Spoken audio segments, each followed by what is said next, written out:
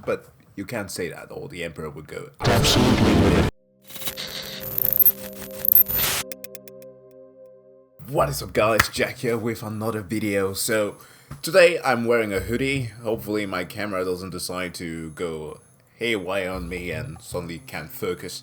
Well, I have been biking, so my hair is still masked. But today we are checking out episode 12, Primarch Pessimism. Well, I guess that we are going to talk about the Primarch today, which is great. I've been looking forward to this and just listening to Big E just complain about them. Like, I was slightly disappointed that Karamazov got to escape, but you did point out in the comment section for the previous video last time that, yeah, things are in fact coming together, so I'm trusting in that, and hopefully it turns out well. But without further ado, let's just jump into today's episode.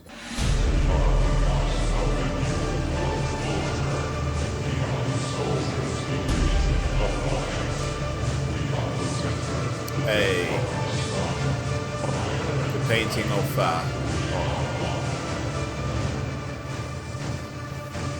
the son who sacrificed himself. So, I didn't know you could contact people through telepathy like that. I was about to thank you for a job well done on stopping that Inquisitor, but then I remembered how headachingly retarded you are.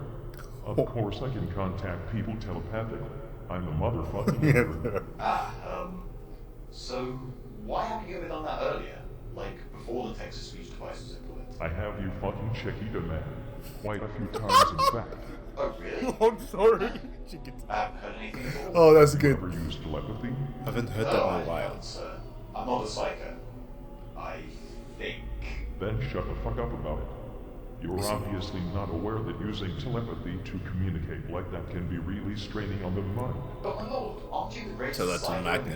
galaxy? Shouldn't a little bit of telepathy be like taking a casual killing stroll through a field of alarmed Eldar to you? It was easier in the past, when my psyche was ravished to lunacy, and splintered by the endless agonizing torment I received from sitting on this throne.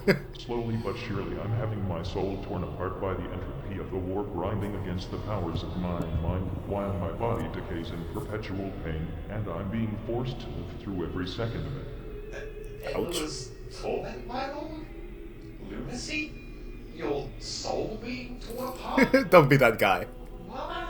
You don't have to remind me about what I just said, you fucking asshole. I'm not that senile just yet. I didn't know it was like that, my lord. I'm so sorry. Isn't it obvious? I've been sitting here on this fucking throne for 10,000 years, slowly rotting away while constantly powering the Astronomicon and fighting off the horrors of the warp at the same Fair enough. time. It's no walk in the fucking park, you dipshit. Just sitting still without moving for this long is horrible. Can you even begin to imagine the muscle cramps I have experienced? Also, my nose has been itching like a lawnmower ever. Oh my god. Okay, look, like muscle cramps, I get that. I like to squat, just saying that. Just putting it out there. But nose itches? Those are the worst.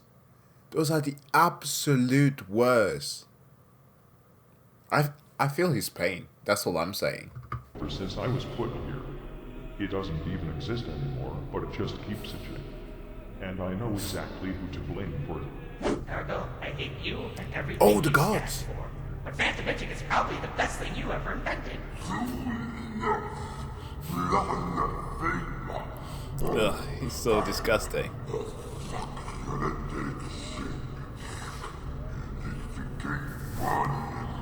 And then he'll explode, destroying mankind, and then he will join us as a new Chaos God! Justice Clan! oh, this excites me. Oh, Slanesh. He's so damn horny. Anyone can you please run to the chair next seat beside me and move it Whoa. as far as you can? Where's the blood axe coming from? Living motherfucking cock biscuits! Soul my chain! Yes! Okay. I guess that was what's his name? I guess this is the moment where I'm supposed to be saying for the blood god, but you can't say that, or the Emperor would go absolutely. I should put a notice for this, but I guess that was Korn. That's his name, and Slanesh. it's like weird. Like, of course, her depiction here, quite something, but she's in fact a Joe, and the reason why I say that is like it's a Marlon Webb reference. I look like a woman with a secret down below. Niggas call me Shaniqua, but my real name is Joe. So in fact, she's not a he or she, but a girl with a secret down below, or he or she can be. So be careful out there. Oh, my Emperor. To think that you suffered this absolutely atrocious fate to keep mankind alive. You truly are the graceful guardian of our entire species. Thanks, I get that a lot. So yes, sitting on this throne for an extended period of time is absolutely grade A fucking awful. No wonder you use profanity all the time. Shut up, you fucking cockstogies, and fuck my fucking nose is killing me fucking damn. I know. Let's change the subject. Maybe that'll get your mind off. What's your Do it profanity? fucking fast. I'm feeling a giant warp storm incoming. So how about those trade legions, huh? That's what we want to get. Everyone, you have to listen. It better be important, number Oh, he did 8745. mention in previous episode that he is able to sneeze warp storms. I guess it's a nice callback. Busy staring at this piece of metal. We've received absolutely technorific news. Technorific. They moved to 6 stage today. Even better, they've found a new STC fragment on a planet right on the border of the sector. Oh, creating a new Titan. Called Arroyor subsector. Is this really true? Yes, an expedition fleet is on its way right now. Oh, I just oiled my room. Yo, the mechanic is... Ah. Is it better than toaster sex? Ah. Perfect. Am I still alive? Oh, damn, Yep. I'm still alive. Magnus, Fulgrim, Perturabo, Oh, it's happening. Beauregard, It's happening. Enron, Alpharius Omega, and fucking Horus. My sons, created in the laboratories of Luna, made out of my very own genes. To think that they would ever fucking Well, You weren't the best father Stephen, either. Russ, Ferris, Nanis, Vulcan, Roble Dawn, Robert Gullivan, Sanguinius, Lionel Johnson, Jagatai Khan, and Lionel Johnson. That's still not fucking good enough. I mean, I was a great fucking father to all of them. Even Oh, if they all had no. their obvious flaws. Magnus being a nerdy fucking bookworm, and a psyker not ever being able to stand up to the brothers who bullied them over it. Fulgrim being a sissy fucking brown noser who would rather indulge himself in his secret quest to obtain more fabulous hair than me. Okay, calm down there. Fulgrim or the guy with wings, Sanguinius? Who has the most fabulous hair? I'll leave it to you guys, you tell me. I mean, Fulgrim is more of an Arthas looking guy, right? He'd have silver like hair. The Emperor had brown, black, dark hair, while Sanguinius is blonde. You tell me, who do you prefer? Who's more To fabulous? this day, he has not succeeded. Perturabo was always so volatile and childish, constantly bitching and moaning when he didn't get as he wanted. Mordarian constantly smelled like shit from day one. Beauregard was a brainwashed choir boy with a massive victim complex. Oh my god, he's straight up roasting his sons. Okay, look, Perturabo. It's not easy to be born when you literally know everything. Like, that was his whole shtick. What he knew what was going to happen, but he never knew that he had a dad. That was literally the only thing. So showing him affection. Mordarian constantly smelled like shit from day one. What? Bro, what are you talking about, man? And come on, man, you can't make fun of Mortarion like this. Like, literally, the boy. Okay, I get it. Like, he stank of death. But he didn't help much. Conrad couldn't stand a little fucking sunlight and kept feeling persecuted by his fantasies about a dark and depressing future. and knew I I was was going. constantly mad. Like, extremely, earth-shatteringly. I wonder why. As mad. Probably because he had those fucking nails in his brain. Alpharius Omegon had huge anonymity issues. And fucking Horus started off nice and friendly, but then he decided to stop trusting me when I left for Terra and became an edgy rebel instead, leading all traitor legions to Terra and then put me on this fucking throne. Right, my lord. It is no wonder the most flawed sons of yours betrayed you. The pure, noble, and flawless ones were to remain, naturally. I'd agree with you, but no. Even the loyal ones were flawed as fuck. Leman Russ was bigoted, self-righteous, unnecessarily rash, and had a fetish for wolves. Varus Manus was a brutish-ass crack with a survival of the fittest mindset, thinking all quote-unquote weakness within the human species needed to be destroyed. Vulcan died all the fucking time, and was always too damn nice. Oh, come on, you can do Vulcan like Was this. just way too uptight, and brutally honest, never being capable of even telling a white little lie to make someone feel better about themselves. Robert Gilman always acted infallible in his steadfast clinging to everything being held traditional. I agree. I agree. Goleman was the truest of conservatives. This man never changed. It's like when you're conservative, your mindset cannot, or your viewpoints cannot evolve. They can devolve, but never evolve. So with an ever-changing world that is the Imperium, yeah, it doesn't fit. Let wasn't as infallible as he wanted to believe. Lionel Johnson was just a mess, being both a self-absorbed, spiteful and envious prick and an honorable, courageous and dutiful warrior at the same time. Fucking confusing. Jagat Icon was always so fucking reckless, Barry Allen. constantly hyped on speed. And lastly, Corvus Corax was always so infernally fucking angsty. Oh. I see, my lord. He's missing one. Most sanguineous. What about Sanguinius? Don't you talk shit about my fabulous fucking hardcore. He died for me, so be great. Alright, of course. Okay, we know who the next favorite son is I then. don't even remember their names. We don't talk about them. Why? Because we don't talk about them. Right. Yeah, it actually would be nice. That's interesting actually. Like there are two Primarchs that we don't. I think it's the second and the 12th Primarch. I think so. I may be mistaken. Please correct me in the comment section.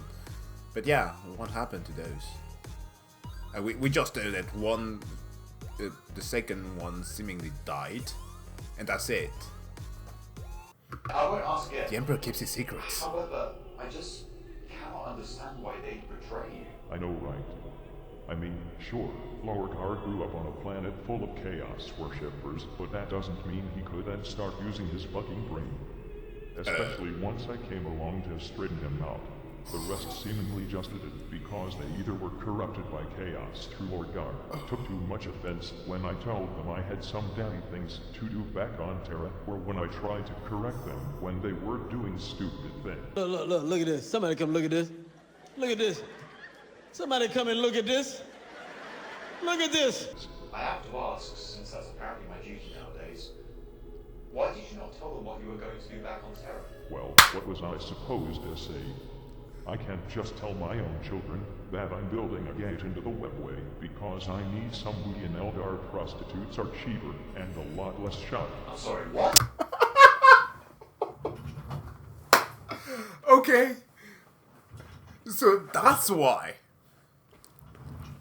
So that's why everything was so slow. Oh my god. I said, I can't just tell them I'm sorry, building a should I say, gate into the oh my webway emperor. because humanity needs some booting up in its transportation department and Eldar webways are safer and a lot less shoddy than warp travel. Oh, that's what I thought. I did not take any risks with this project, and telling my sons would indeed have created unnecessary risks. Their trust in me should not have swayed when I left. It's not like I'm demanding full access disclosure to their everyday lives, even if I am their father. I mean, imagine if I had, for example, stepped into Lionel Johnson's room, and been all like, hey Sonny, how's building that homosexual nightclub coming along for you? Oh yes, I fully understand. Oh yeah. In fact, as well as returning to Terra to build the human webway, I guess you could also say that I was testing them to see how my sons would work together without me to guide them. As it turned out, not much better than regular humans left to their own devices. I see. Can I ask about another thing? You're going to anyway, regardless of how I answer, aren't you? Even if all of your sons are obviously flawed, isn't there anything good about them? I mean, even the ones who betrayed you? Is there anything good you see in them? Well, now that you mention it, Oh, that's it.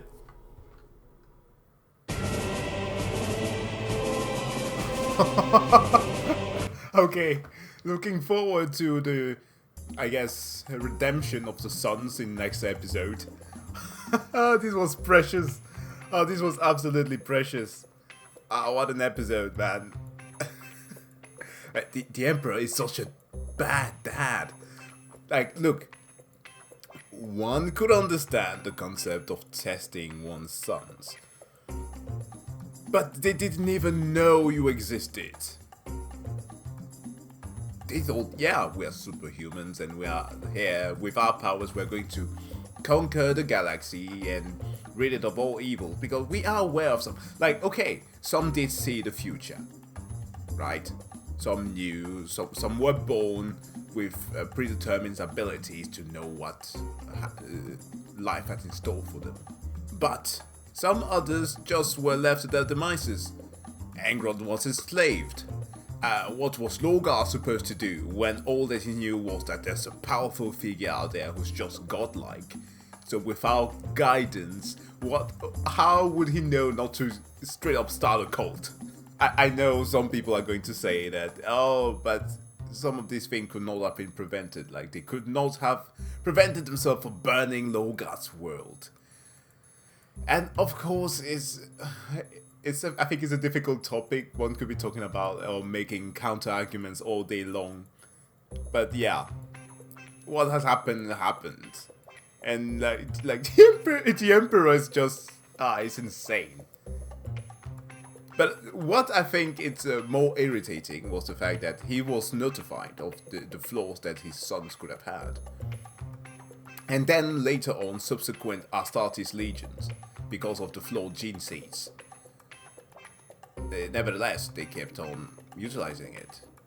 But yeah, I guess he just wanted to rule as quickly as possible. But yeah, Biggie got something to sort with his sons, and hopefully we're going to see more of that later. But guys, thanks a lot for watching, and I hope that you liked this episode as much as I did. If you did, give the video a like right here, follow, click that thumbs up button. It really helps the channel grow, and I like every single one of you who come and comment here. It's quite a pleasure going through these things and getting positive feedback. But if you also want to check some of my other content, I plan on doing some more gaming related stuff. That was the usual engagement of the channel, but of course I'm going to check out as much as I can of the thing that you recommend me. Time is of course still of the essence, but I'm going to try my best to put out more content that I have in the past. So thank you for sticking around, and yeah, subscribe for those of you who are new to this, and let's enjoy this journey. So see you guys next time.